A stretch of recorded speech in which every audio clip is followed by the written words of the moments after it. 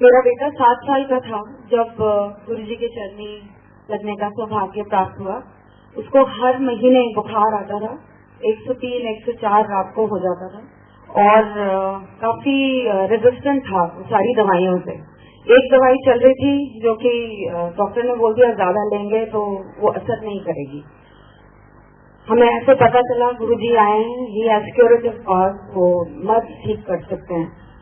मेरी बेटी की डिलीवरी के बाद मेरी टांगों में बहुत दर्द रहती थी और मैं बहुत मुश्किल से चल पड़ती थी विदाउट पेन। सारे इलाज कर चुके थे। दिली दिल ये भी था कि मैं भी अपना कल्याण कराना चाहूंगी। जब गुरुजी का सामना हुआ हमारे साथ तो उन्होंने बोला दर्द।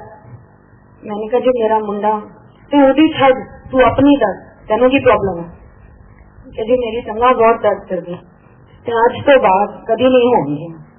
वो दिन और आज का दिन इतने साल बीत गए, 13 साल, आई थिंक 13 साल से भी ज्यादा हो गए, कभी वो दर्द दोबारा वापस नहीं आई। बेटा 21 साल का है, कभी उसको गले की कोई प्रॉब्लम तक नहीं आई। और उसके बाद गुरुजी जालंधर वापस चले गए। हम उनको थैंक यू बोलने वहां गए तो गुरुजी ने हमें बोला कि रात को लुधियाना अपने सिस्टर के यहाँ रुको और कल दोबारा आना, दिल्ली वापस मत जाना। हमने ऐसे ही करा। बाहर निकलते समय मैंने एक भक्त को पूछा गुरुजी अपनी सीट पे कितने बजे आते हैं? तो कहते हैं जी द्वार हम 10 बजे सुबह खोल देते हैं, गुरुजी 11 बजे तक पाठ से उठ के आते हैं। जब हम पहुंचे मंदिर में कोई नहीं था, कोई प्रवचन नहीं चल रहे थे। गुरुजी अपने रोब्स पहन के अपने सिंहासन पे बैठे थे and he spoke to me in faultless English. हर औरत को आंटी और हर आदमी को अंकल गुरुजी बोला करते थे। मुझे कहते हैं aunty you are late, what are you doing all this while? इतनी देर से क्या कर रही थी? ठहरो मैं बताता हूँ। 2 आलू के पराठे खाए, 1 कटोरी दही, आधा गिलास पानी का पिया, फिर टॉयलेट गई। उसके बाद बहन के पीछे वाले कमरे में जो काला सूटकेस रखा था उसमें से अपनी बेटी की तूने ऑरेंज ड्रेस निकाली, फिरोजी वाली तुझे पसंद नहीं आई थी। सारे कमरों में जाके सबको कलेक्ट करा, वापस आई, टेबल के ऊपर जो आधा गिलास पानी पड़ा था उसको पिया और फिर टॉयलेट गई और फिर सारों को लेकर आ रही है पूरा 1 घंटा लेट। आई वॉज अमेज्ड कि ये कौन है, क्या है, इनको सीक्वेंस वाइज भी करेक्ट था। उन्होंने मुझे ब्लेस करा। मेरा हीमोग्लोबिन उस टाइम 8 था। उन्होंने जोर से मेरी पीठ ठोकी और मुझे बोला 6 है, कोई नहीं फिक्र ना कर, 12 हो जाएगा, स्टॉप ऑल मेडिसिन।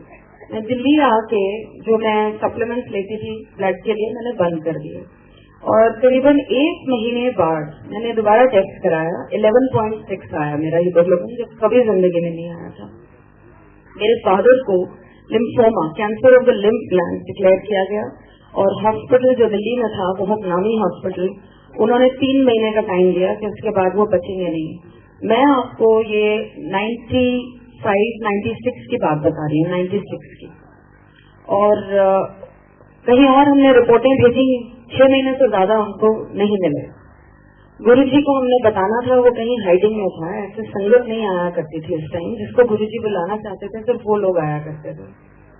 तो हमें पता चला गुरुजी कहाँ हैं। हम गए, हमने देखा वो अपने सिटी पे बहुत अनकंफर्टेबल थे। पुराने भक्तों से पता चला कि जब गुरुजी दूसरे का मर्ज अपने ऊपर लेते हैं तो वो पहले कष्ट खुद भोगते हैं और इतनी शक्ति है उन्होंने में कि वो कितनों का कल्याण कर सकते हैं। तो ये देख के मेरे और मेरे हस्बैंड ने ये सोचा कि हम इनको कुछ नहीं बोलेंगे, ये तो अंतर्यामी है, ऑलरेडी इनको हमारे बिना बताए जब इतनी चीजें पता है तो ये कैसे नहीं पता होगा। हम दोनों चुपचाप वापस आ गए। 1 हफ्ता बीता और गुरुजी का हुक्म आया कि किसी सत्संग में जाना है और तुम दोनों को हमारे साथ चलना। हमारी बहनों की ड्यूटियां लगती थी उस टाइम हॉस्पिटल में 2-2 घंटे। वहां से निकल के, उस माहौल से निकल के किसी की एक पार्टी में जाना, I was not in the mood. मैं बिल्कुल पीछे जाके बैठ गई। वहां से मुझे ऐसे करके बुलाते हैं और मेरे को साथ बैठा दिया। मेरी तरफ देखा भी नहीं, हंस रहे हैं, दूसरों से बातें कर रहे हैं। मैं दिल में यही सोच रही हूँ मुझे यहाँ क्यों बुलाया गया। एकदम से मेरी तरफ देख के कहते हैं तेरे प्योर का कैंसर ठीक कर देता है। मैंने तो कैंसर शब्द मुंह से निकाला भी नहीं था। और हॉस्पिटल में हमारे फ्रेंड हैं जो कि वहाँ उनकी ड्यूटी थी, उन्होंने बताया, 3 रिपोर्टें दिखाई। कहते हैं ये पहले की है, इसमें कैंसर पूरी तरह फैला हुआ है, ये बीच वाली है जिसमें छट रहा है, ये तीसरी में तो आ ही नहीं रहा है।